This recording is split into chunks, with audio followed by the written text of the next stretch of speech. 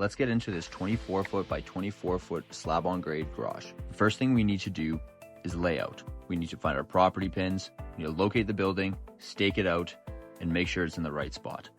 Next thing you gotta do is before you start digging, make sure to do your one call.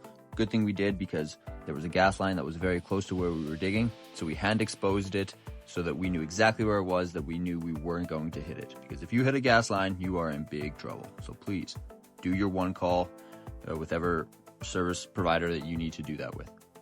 What we're doing now is we've stripped the grass off, we've stripped the topsoil, and now we're removing a little bit more soil so that we can get down to our building height.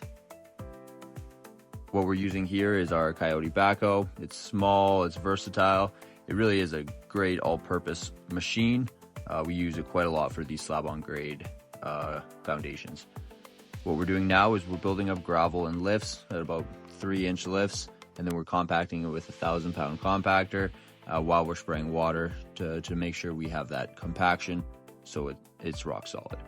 What we're doing now is we have our batter boards up with our string lines. We're finalizing the location of where our forms are going to go. Then we can put rebar, we can put the poly in there, make sure no radon gases are going to come up. And as you can see there, the thickened edge is where the exterior walls are going to sit on. So we have extra concrete, extra rebar in there to support the exterior wall. A cool little time lapse here of us pouring the concrete. What we normally do is we fill the thickened edge in first, because if we filled it right up to the top, that edges would take a lot longer to dry. So it's kind of like a rate of placement thing as well. And then we can start filling in our top. We do it in swaths, fill in the middle, then we screed it out flat, and we just repeat that over and over until we've basically filled the entire thing up with concrete. As you can see, it's a pretty manually intensive process, but it's definitely worth it when you get done. So all that beautiful rebar work and underneath work is gone, but you know it's there and it's solid.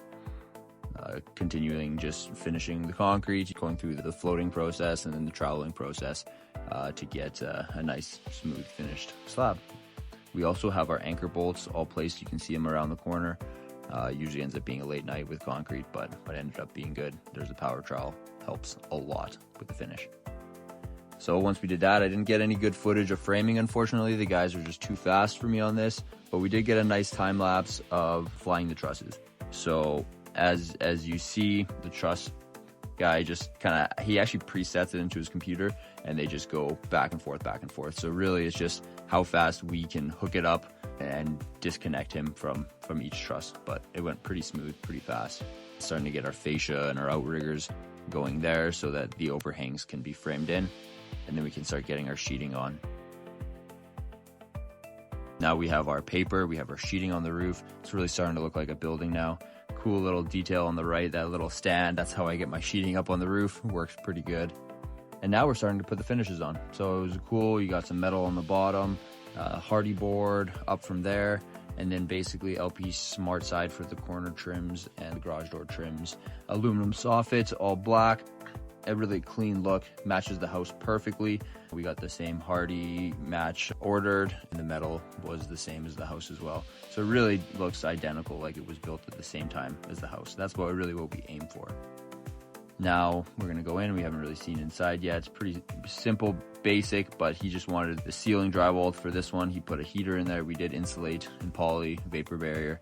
We've blown in the attic with fiberglass insulation, and we're in the thick of winter here, but we're putting the final finishes on, getting it wrapped up for him, and it's just looking really clean, crisp.